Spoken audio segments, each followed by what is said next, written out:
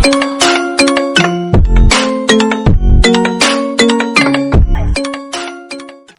हम करेंगे chapter complex number. Complex number word जो है वो आपके लिए न्यू है। इससे पहले आपने natural number, whole number, real number, irrational number, इन सब के बारे में पढ़ा है। तो कॉम्प्लेक्स नंबर के लिए सबसे पहले आप इन इक्वेशंस को देखिए, जिससे हमें डिफरेंस पता चलेगा कि रियल नंबर और कॉम्प्लेक्स नंबर में क्या डिफरेंस होता है। जैसे हमारे पास ये एक इक्वेशन है x square minus 1 is equal to 0। अगर इस इक्वेशन को हम सोल्व करते हैं x के लिए तो -1 इधर आएगा तो +1। जब भी यहाँ से स्क्वायर हटता है तो यहाँ स्क्वायर रूट आ जाता है।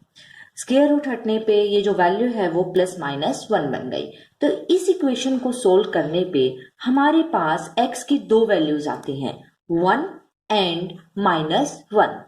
तो आंसर आ गया हमारे पास x की वैल्यूज 1 एंड -1। लेकिन जब हम इस इक्वेशन को कंसिडर करते हैं तो इस इक्वेशन में देखो x square +1 is equal to 0।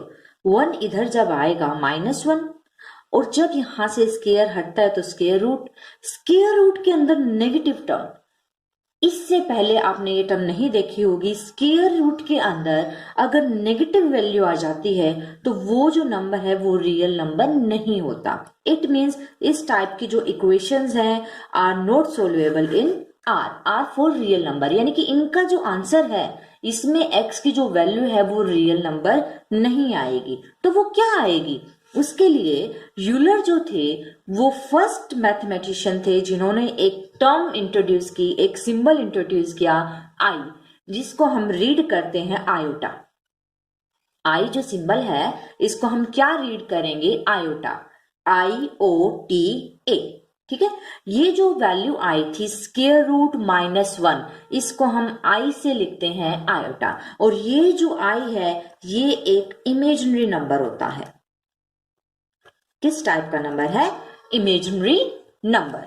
जैसे मान लो मेरे पास स्क्वायर रूट के अंदर -15 है, ठीक है, तो इसको हम कैसे लिख सकते हैं? इसको हम ब्रेक करेंगे, रूट -1 इंटू में रूट 15, और इसकी वैल्यू तो मुझे पता है, स्क्वायर रूट -1 किसके इक्विवेलेंट है? आई, आयोटा के इक्वल। तो इसकी जगह हम क्या लिख देंगे? आई। ये एज इट इज। रूट -36 को सोल्व करने को अगर आपको बोला जाए तो इसको हम कैसे सोल्व करेंगे? इसको हम ब्रेक करेंगे, रूट -1 हम अलग करेंगे और रूट 36 अलग। रूट 36 की वैल्यू हमें पता है कितनी होती है? 6। और ये जो है इसको हम किससे लिखते हैं? आई से, आयोटा। तो इसको सोल्व करने पे, रूट -36 को सोल्व करने पे जो आंसर आता है वो आता है 6 आयोटा। अब हम अपने चैप्टर की डेफिनेशन पे चलते हैं कि कॉम्प्लेक्स नंबर की डेफिनेशन क्या होती है। मान लो आपके पास दो रियल नंबर्स हैं a and b। If a and b are two real numbers then a number of the form a plus iota b are called a complex number। दो रियल नंबर आपके पास हैं a एंड b। अगर in real number को इस form में हम लिखें a plus iota b की फॉर्म में, तो ये जो फॉर्म है लिखने की इसको हम कहते हैं कॉम्प्लेक्स नंबर। फॉर एग्जाम्पल मैंने लिखा 5 + 2 आयोटा, तो ये क्या है? ये एक कॉम्प्लेक्स नंबर है। -1 प्लस आयोटा है या 0 + 2 आयोटा है, 1 + 0 आयोटा है, ये सब किसके एग्जाम्पल्स हो गए? ये हो गए हैं कॉम्प्लेक्स नंबर के एग्जाम्पल्स। यहाँ पे एक बात आपको नोट करनी है, क्या इंपॉर्टेंट बात है? Every real numbers can be written in the form of complex number। जितने भी रियल नंबर हैं आपके पास, उन रियल नंबर को हम कॉम्प्लेक्स नंबर की फॉर्म में लिख सकते हैं। कैसे लिख सकते हैं? फॉर एग्जाम्पल मान लो मेरे पास एक रियल नंबर है 3। 3 क्या है? Real number. मुझे इस नंबर को कॉम्प्लेक्स नंबर की फॉर्म में लिखना है, तो इसको हम लिख सकते हैं 3 + 0 आयोटा। तो ये क्या है? कॉम्प्लेक्स नंबर है, क्योंकि इसमें आयोटा की टर्म है। बस डिफरेंस ये है कि जो आयोटा की टर्म है वो 0 है, जो इमेजिनरी नंबर है वो क्या है? 0। ठीक है, तो जो भी रियल नंबर आपके पास है, रियल नंबर्स को हम कॉम्प्लेक्स नंबर की फॉर्म में लिख सकते हैं। जो कॉम्प्लेक्स नंबर होता है उसको हम z से रिप्रेजेंट करते हैं, जैसे z = a + आयोटा b। तो ये क्या है? ये एक कॉम्प्लेक्स नंबर है। कॉम्प्लेक्स नंबर के अंदर real and imaginary parts of a complex number कैसे हम निकालेंगे? देखो गौर से, जो भी नंबर विदाउट आई होता है, यानी कि बिना आयोटा वाली टर्म जो होती है कॉम्प्लेक्स नंबर में, उसको हम कहते हैं real part of complex number. ये RE है, इसका मतलब क्या है? Real part of Z. Z का मतलब कॉम्प्लेक्स नंबर। दोबारा रिपीट कर रही हूं, किसी भी कॉम्प्लेक्स नंबर के अंदर विदाउट आयोटा वाली जो टर्म होती है उसको हम कहते हैं real part of complex number, और जो टर्म आयोटा के साथ होती है वो कहलाती है imaginary part of complex number. IM यहां पे जो लिखा है इसका मतलब है imaginary. Imaginary part of Z means ये क्या है? B जो है वो इमेजिनरी पार्ट है कॉम्प्लेक्स नंबर का। फॉर एग्जाम्पल, मान लो आपके पास एक कॉम्प्लेक्स नंबर है z is equal to 3 + 5 iota, और आपसे ये पूछा जाता है कि इस कॉम्प्लेक्स नंबर के अंदर रियल पार्ट बताएं। तो रियल पार्ट कौन सा होता है? जो विदाउट आई है, जिसके साथ आई नहीं लिखा हुआ। तो आंसर आ जाएगा real part of complex number is equal to 3। लेकिन अगर आपसे पूछा जाए कि इस कॉम्प्लेक्स नंबर के अंदर इमेजिनरी पार्ट बताओ, तो इमेजिनरी पार्ट क्या होता है? जो आई के साथ है। तो यहाँ आई के साथ 5 है, तो 5 इसका क्या हो गया? इस कॉम्प्लेक्स नंबर का इमेजिनरी पार्ट। ओके, इसी तरह हम और भी एग्जांपल ले सकते हैं। यहाँ पे मान लो मैंने यहां लिखा 2 - 3 आयोटा। अब इसके अंदर 2 जो है वो रियल पार्ट है, और जबकि -3 जो है वो इमेजिनरी पार्ट है। ठीक है, बस आपको ये याद रखना है, आई के साथ इमेजिनरी पार्ट होता है और विदाउट आई क्या होता है? Real part. एक complex number z is purely real if it's imaginary part is 0। कोई भी कॉम्प्लेक्स नंबर है वो प्योरली रियल कब होगा, यानी कि उसका आंसर सिर्फ रियल पार्ट में कब आएगा? जब उसमें आई की वैल्यू नहीं होगी। उसका इमेजिनरी पार्ट क्या होगा? 0। फॉर एग्जाम्पल, मान लो मैंने यहां लिखा 2 + 0 आयोटा, तो इसके अंदर जो इमेजिनरी पार्ट है वो क्या है? 0। तो इसका मतलब ये जो कॉम्प्लेक्स नंबर है वो प्योरली रियल है, इसमें सिर्फ रियल पार्ट है। And purely imaginary if it's real part is 0। और कोई भी कॉम्प्लेक्स नंबर प्योरली इमेजिनरी कब कहलाएगा? जब उसका रियल पार्ट 0 होगा। फॉर एग्जाम्पल 0 + 3 आयोटा, इसके अंदर क्या है? जो 0 है, रियल पार्ट जो है वो 0 है। तो अगर रियल पार्ट 0 होगा तो ये कॉम्प्लेक्स नंबर क्या कहलाएगा? प्योरली इमेजिनरी, क्योंकि इसमें सिर्फ और सिर्फ क्या है? इमेजिनरी नंबर है।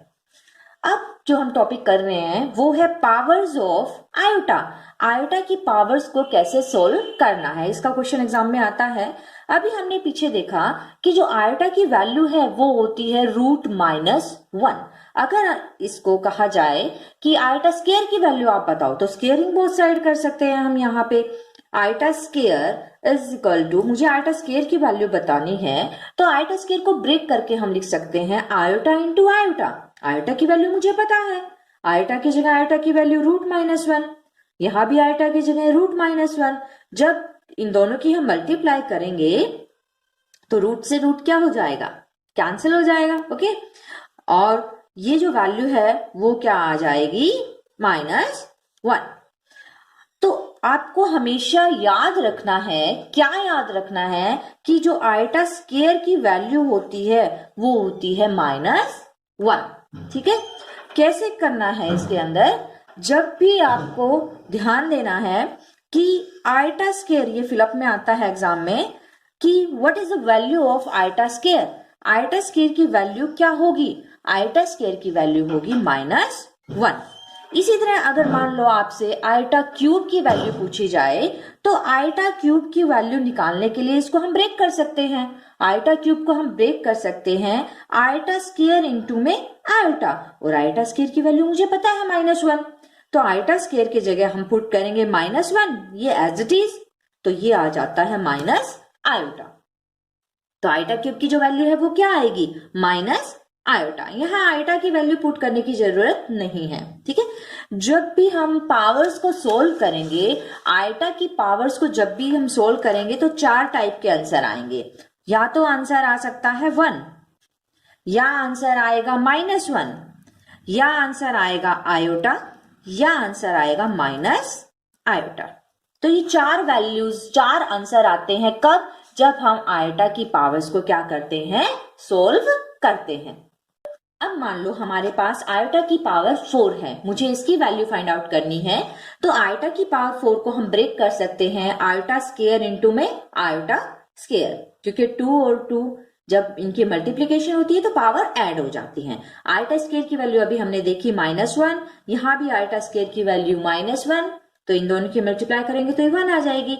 तो आयोटा की पावर 4 जो है वो +1 के इक्विवेलेंट होता है। ओके, तो इससे हम क्या कर सकते हैं, इतना ध्यान रख सकते हैं कि अगर कोई भी पावर 4 की मल्टीपल हो तो डायरेक्ट वैल्यू 1 रख सकते हैं। फॉर एग्जांपल आयोटा की पावर 20 है, 20 तो 4 का मल्टीपल है, ठीक है, तो इसको हम लिख सकते हैं 4 × 5, आयोटा 4 की पावर 5, इसकी वैल्यू मुझे पता है 1 होती है, तो 1 की पावर 5 मीन्स 1।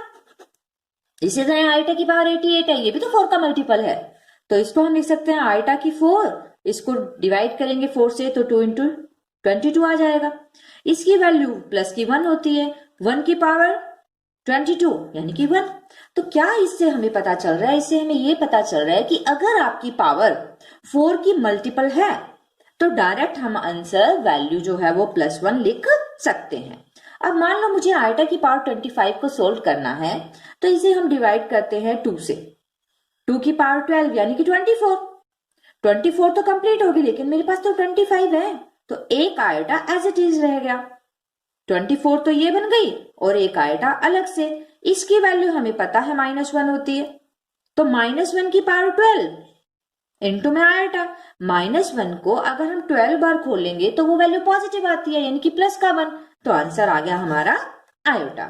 इसी तरह अगर आयोटा की पावर 162 है, 2 से डिवाइड करेंगे, 162 को जब 2 से डिवाइड करेंगे तो 81 आएगा, इसकी और इसके मल्टीप्लाई 162 आ रही है। आयोटा स्क्वायर की वैल्यू हमें पता है -1, तो -1 को अगर 81 बार हम क्या करते हैं, खोलते हैं, तो जो वैल्यू है वो क्या आएगी? -1 आएगी। अगर कभी भी पावर नेगेटिव हो तो उसको हम कैसे सोल्व करेंगे? अगर आयोटा की पावर नेगेटिव है तो सबसे पहली स्टेप क्या होती है? इस नेगेटिव पावर को पॉजिटिव बनाना, और नेगेटिव पावर को पॉजिटिव बनाने के लिए उसको रेसिप्रोकल किया जाता है। आयोटा की -1 है, पॉजिटिव बनाएंगे तो 1/आयोटा। पूरे चैप्टर में, पूरे कॉम्प्लेक्स नंबर चैप्टर में आपको एक बात याद रखनी है, अगर डिवाइड में आयोटा आता है तो इसको रैशनलाइजेशन करना पड़ता है। डिवाइड में आयोटा हम नहीं छोड़ेंगे, तो रैशनलाइजेशन करने के लिए आयोटा से मल्टीप्लाई, आयोटा से डिवाइड, इसकी इससे मल्टीप्लाई आयोटा, नीचे आयोटा और आयोटा की multiply iota square. Iota square की वैल्यू हमें पता है -1, माइनस ऊपर चला जाएगा तो आंसर आ गया हमारा माइनस आयोटा। इसी तरह आयोटा की पावर -19 है, सोल्व करेंगे तो पहले पॉजिटिव बनाएंगे, 1 आयोटा की 19, नेगेटिव पावर को पॉजिटिव बनाने के लिए रेसिप्रोकल करना पड़ता है, तो पहले हम इसको ही सोल्व करते हैं। 19 है तो इसको ब्रेक कर दो, 2 से डिवाइड किया, 2 9 18, एक पावर बच गई, तो एक आयोटा का हमने एज इट इज लिख दिया। आयोटा स्क्वायर की वैल्यू -1, तो -1 की पावर 9, साथ में आयोटा है। -1 को 9 बार अगर हम खोलते हैं तो वैल्यू नेगेटिव आती है, तो माइनस के साथ आयोटा।